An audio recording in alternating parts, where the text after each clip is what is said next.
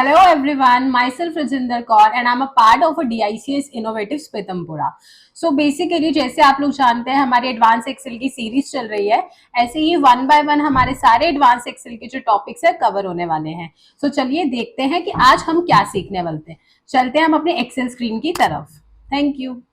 Hello everyone and welcome back to our channel. So आज हम बात करने वाले हैं डिजिटल डेटा एंट्री फॉर्म की. सो बेसिकली जैसे हम ऑनलाइन फॉर्म्स फिल करते हैं तो उसके लिए हमें नेट अवेलेबल चाहिए होता है, बट इन एडवांस एक्सेल आप ये चीज़ एक मैक्रोज की हेल्प के साथ भी कर सकते हैं.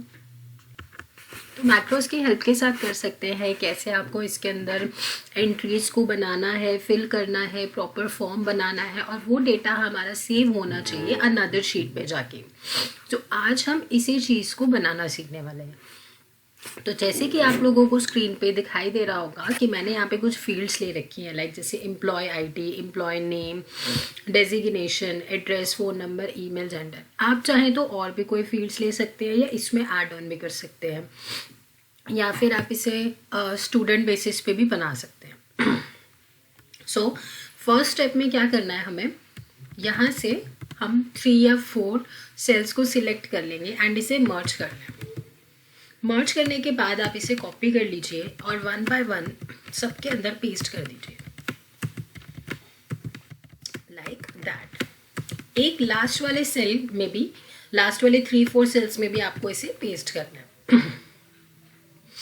नेक्स्ट स्टेप, अब जैसे ये आपका सिलेक्टेड रहेगा फर्स्ट, देन आप बाकी सेल्स को सिलेक्ट कर लेंगे जिन्हें आपने मर्ज करा है. सो कंट्रोल की प्रेस करके आप बाकी की सेल्स को सिलेक्ट कर लीजिए, एड्रेस, फ़ोन नंबर और ईमेल. नाउ यहाँ से आज हम ना प्रॉपर कंडीशनल फॉर्मेटिंग और कुछ फॉर्मूलाज इन सब की हेल्प के साथ एक प्रॉपर फॉर्म बनाएंगे. तो सबसे पहले हम जाएंगे conditional formatting, highlight cell rules और हमें लेना है मोर रूल्स. और यहाँ पे सेल वैल्यू में सबसे पहले लेने वाले हैं हम ब्लैंक्स. ब्लैंक्स में आप फॉर्मेट दे दीजिए जो भी कलर आप देना चाहते हैं. तो फिल में जाके लेट्स से मैंने यहाँ से इस कलर को ले लिया, ओके करेंगे आप एंड ओके. तो राइट नाउ आपका कलर क्या हो चुका है, चेंज. अगेन हम conditional formatting, highlight cell rules, more rules और सेल वैल्यू में अब हमें लेना है नो ब्लैंक्स. अगेन फॉर्मेट में जाके फिल कलर में हम दूसरा कलर फिल कर देंगे एंड ओके. ठीक है. सो जैसे ही हम इसके अंदर एम्प्लॉय आईडी फिल करेंगे और एंटर करेंगे, सो कलर क्या हो जाएगा, चेंज. सो ब्लैंक का कलर चेंज रहेगा एंड नो ब्लैंक्स का कलर चेंज हो जाएगा. सो अब हम इसमें फिल कर लेते हैं लेट्स से एम्प्लॉय नेम. तो मैंने जैसे यहाँ पे दिया कर दिया है. डेजिग्नेशन, डेजिग्नेशन के लिए हम ड्रॉप डाउन का यूज़ करेंगे जैसे मैंने पहले भी सिखाया है. हम डेटा में जाएंगे, यहाँ से हमें लेना है डेटा वैलिडेशन. इसके ऊपर क्लिक करा, एनी वैल्यू की जगह हम लेंगे list and one by one जो भी डेजिग्नेशन आपको चाहिए वो आप दे सकते हैं. लेट्स से मैंने दिया HR, then comma sales, comma marketing. So जितने भी आपको चाहिए आप उतने डेजिग्नेशन यहाँ पे ले सकते हैं. सो ये इनके अलावा और कोई डेजिग्नेशन एक्सेप्ट नहीं करेगा. देन यहाँ पे आपका लेट्स से एड्रेस आ जाएगा. आप फ़ोन नंबर दे सकते हैं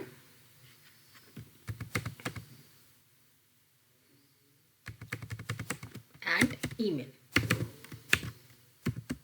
आप देख रहे होंगे जैसे जैसे मैंने डेटा फिल करा है वैसे वैसे कलर क्या हो चुका है, चेंज. अब जेंडर के लिए हमें जाना है यहाँ पे डेवलपर टैब में, क्योंकि हमें एक ऑप्शन बटन बनाना है. डेवलपर टैब के अंदर हमें एक ऑप्शन मिलेगा कंट्रोल्स के अंदर, इंसर्ट कंट्रोल में यहाँ पे मिलेगा ऑप्शन बटन. सो हमारे पास दो टाइप के ऑप्शन बटन है, फॉर्म एंड एक्टिव. ये सेकंड में हमें मिल जाएगा एक्टिव. सो हमें फॉर्म कंट्रोल में से लेना है. सो ये ऑप्शन बटन आ जाएगा. यहाँ पे आपको इसे क्या करना है, ड्रॉ करना है. ठीक है, ये ड्रॉ हो चुका है. देन आफ्टर दैट आप इसके अंदर डबल क्लिक कर दीजिए, हमारा कर्सर चला जाएगा और इसके अंदर मैं लिखने वाली हूँ मेल. देन हम इसकी क्या बना लेंगे, एक duplicate with the help of control T. सो जैसे कंट्रोल डी किया आप यहाँ पे इसे एडजस्ट कर दीजिए एंड मैंने डबल क्लिक करके इसे चेंज कर दिया है फीमेल। नेक्स्ट पार्ट, अब ये इतना फॉर्म तो हो गया है, बट ऑब्वियसली जब हमें डेटा ट्रांसफ़र करना है अनदर शीट पे तो वो यहाँ से तो नहीं जाएगा, तो उसके लिए हमें एक सेफ साइड पे भी डेटा रखना रहेगा। सो उसके लिए हम क्या करेंगे, दूसरे किसी भी सेल्स के अंदर ना अपने डेटा को असाइन करा देंगे। तो वो कैसे रहेगा ना, सो उसके लिए क्या करना है, इक्वल्स टू का साइन लगाना है आपने किसी भी एक सेल में एंड देन इस एम्प्लॉय आईडी जहाँ पे आपने डेटा फिल किया है उसे सिलेक्ट करना है और एंटर। सो इस वाले सेल के साथ ये लिंक हो चुका है जो भी आपने डेटा बनाया था। Then again equals to without any space, अब मैंने रिया के नेम को सिलेक्ट किया, एंटर।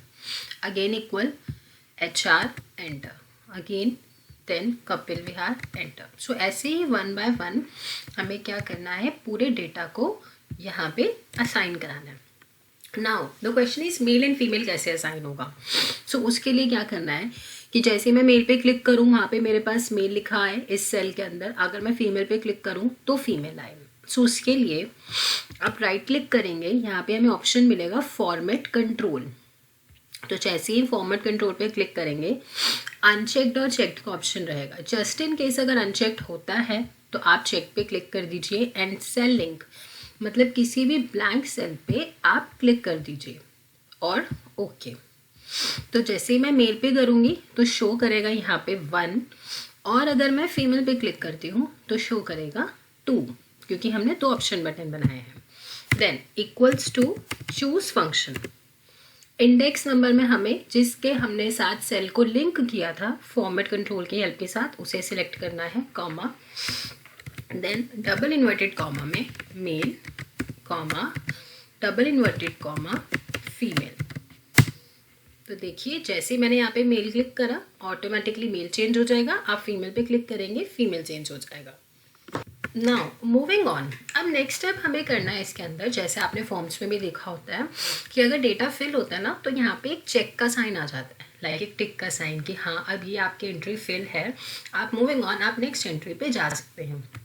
सो उसके लिए क्या करेंगे, इक्वल्स टू हम यूज़ करने वाले हैं इफ़ कंडीशन, क्योंकि ऑब्वियसली अगर डेटा फिल है तभी टिक आए, अदरवाइज ना आए, नॉर्मल ब्लैंक रहे।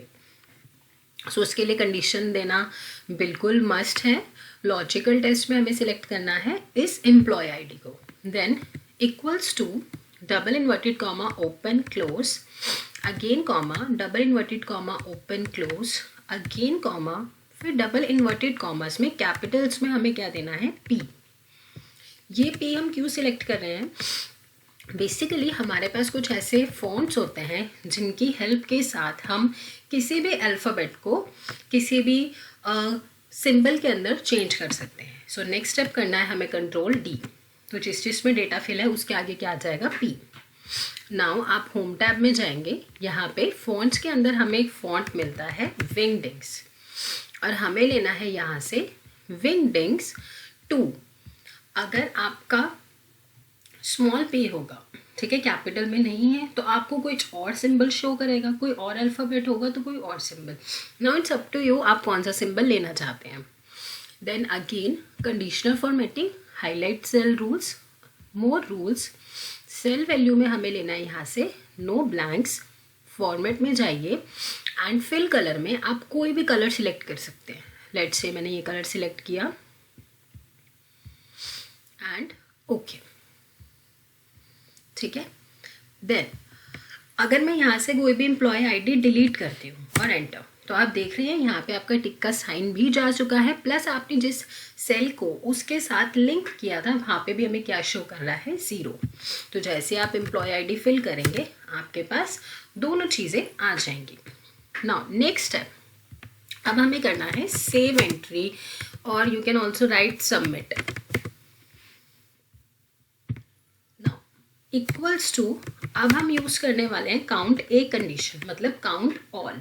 तो सबसे पहले आपको सारी वैल्यूज़ को देना है, जैसे मैंने यहाँ से सारी वैल्यूज़ को सिलेक्ट कर लिया, comma, and male and female के लिए जो यहाँ पे हमने चूज फंक्शन को यूज़ किया था टू गेट मेल और female from the option button, उसे सिलेक्ट करना है और एंटर।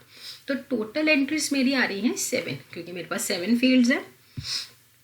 अब इस फॉर्मूला को हम अपने इस फॉर्मूला बार पे जाके क्या कर लेंगे, सिलेक्ट करके कॉपी, कंट्रोल C और एंटर प्रेस कर देंगे। देन हम सेव एंट्री पे जाएंगे।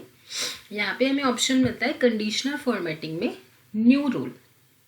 बेसिकली अब हम एक ऐसा रूल बनाने वाले हैं कि अगर आपकी 7 एंट्रीज इक्वल हैं तभी हमारा जो सेव एंट्री का कलर है वो चेंज होगा, अदरवाइज कलर चेंज नहीं होगा।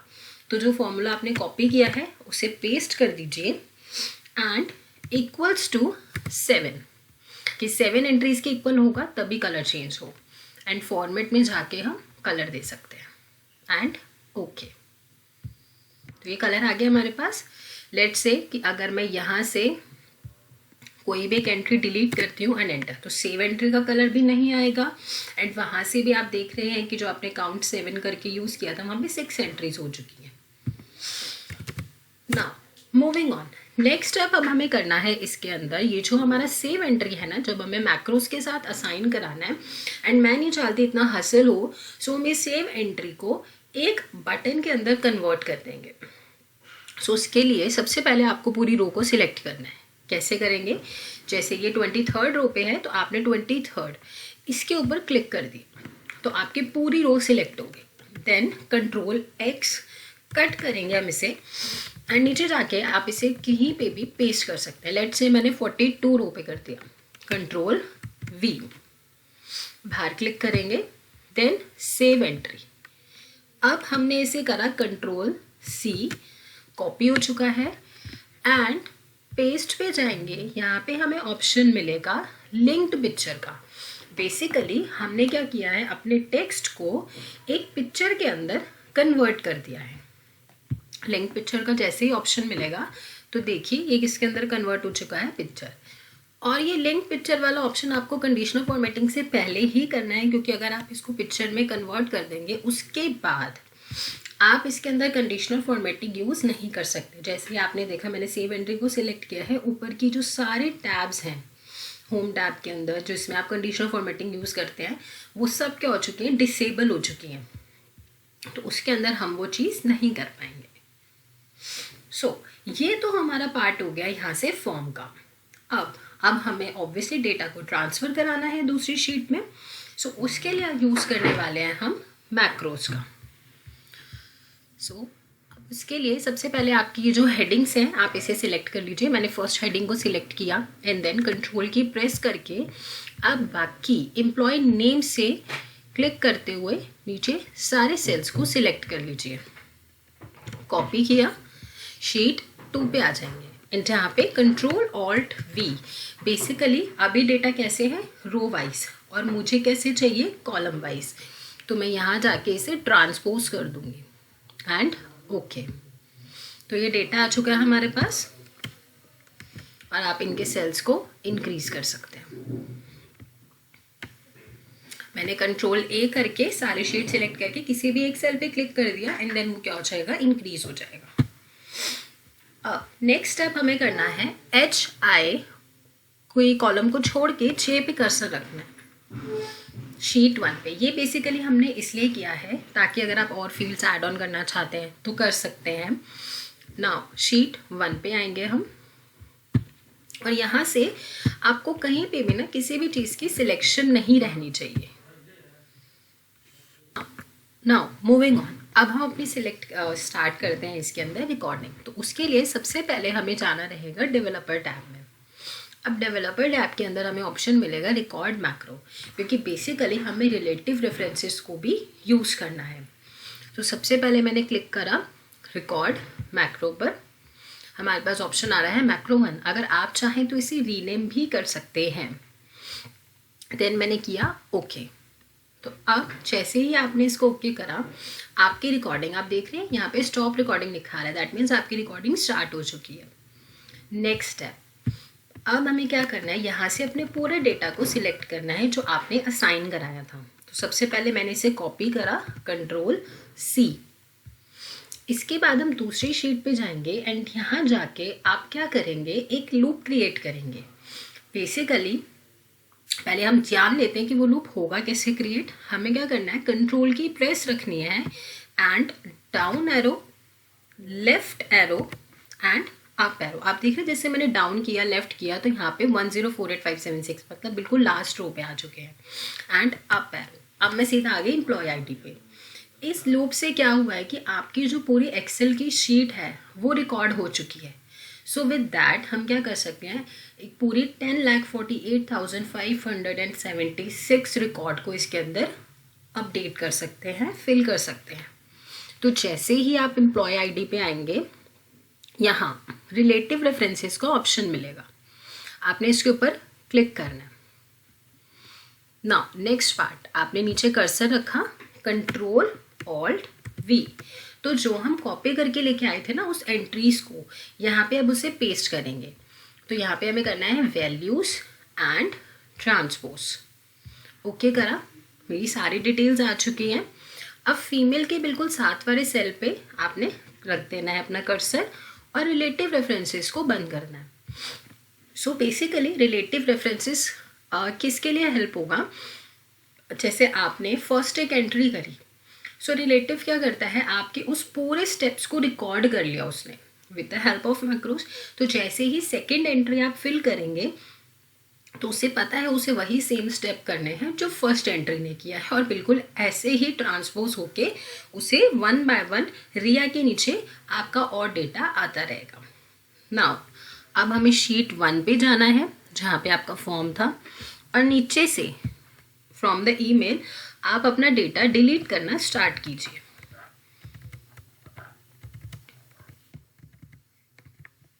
Like this. आप देखेंगे जैसे ही आपका फॉर्म पूरा ब्लैंक हो जाएगा ना, ऐसे इस पॉइंट ऑफ टाइम पे जाके हमें क्या करना है, स्टॉप रिकॉर्डिंग। जैसे ही आपकी स्टॉप रिकॉर्डिंग हो जाएगी, अब आपकी ये जो प्रॉपर आपने सारे स्टेप्स करे हैं वो क्या हो चुके हैं, रिकॉर्ड। नाउ एक सेकेंड एंट्री करके देखते हैं। लेट्स से मैंने ये नेम आपने एम्प्लॉय आईडी लिखी, देन आपने एक नेम, जैसे फॉर एग्जांपल मैंने सपना लिखा। डेजिग्नेशन, अब मैंने डेजिग्नेशन में जैसे आपको बताया था मैंने 3 नेम लिए। अगर मैं कुछ और लिखना चाहती हूँ, लेट्स से अगर मैं फाइनेंशियल में जाती हूँ, वो नहीं लेगा, आपके पास मैसेज आ जाएगा कि वो गलत एंट्री है, वैलिड नहीं है। तो सिर्फ वो उसी को ही एक्सेप्ट करेगा जो आपने इस लिस्ट में बनाया। सो जैसे मैंने सेल्स ले लिया, अब यहाँ पे आपने एड्रेस दे दिया,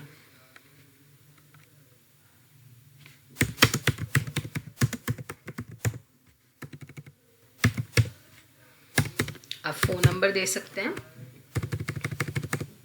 एंड देन आपका ईमेल एड्रेस।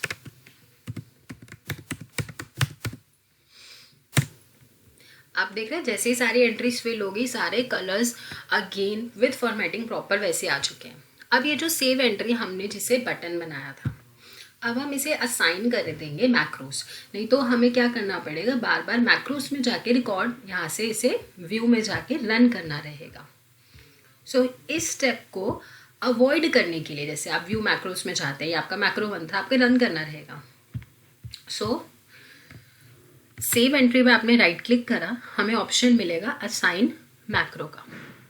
तो यहाँ पे क्या है, मैक्रो 1, और मैंने इसे कर दिया ओके।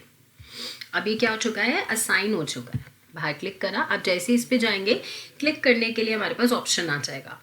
मैंने जैसे ही सेव एंट्री पे क्लिक करा, आपने देखा डेटा वैनिश हो गया, और डेटा हमारा कहाँ पे आ चुका है, शीट 2 पे। सो इस तरीके से आप अपने पूरे डेटा को दूसरी शीट पे ट्रांसफ़र कर सकते हैं। लेट्स से एक नई एंट्री फिल करके देख लेते हैं। जैसे मैंने करण दिया, डेजिग्नेशन, एड्रेस,